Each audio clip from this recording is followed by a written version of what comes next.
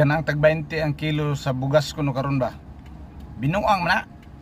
Kanang tag 20 ang kilo sa bugas. Kung diha sa merkado tag 20 kilos bugas, pero gikan sa gobyerno, gobyerno kunuhay na maligya, di man na trabaho sa gobyerno mamaligya og bugas.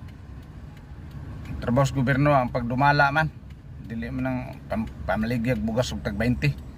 Kay aron kunuhay nga matuman ang saad, bot na. May pag inyo na lang ng ipanghatag.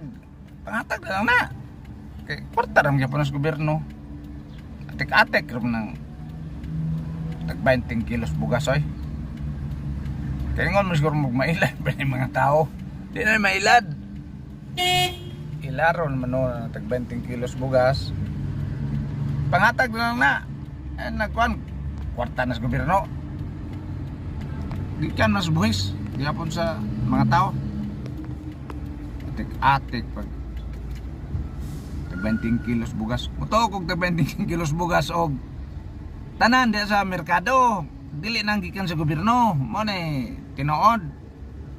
Tanan dili kay pila lang ka tindahan ang nagpinans ang gobyerno. Bot na ay. Way mo kagata na. May pagipanghatag niyo na. Mas ganahan pang mga tao na. Malipay pa siguro. Atik-atik rum na. Budol mong gyapon na.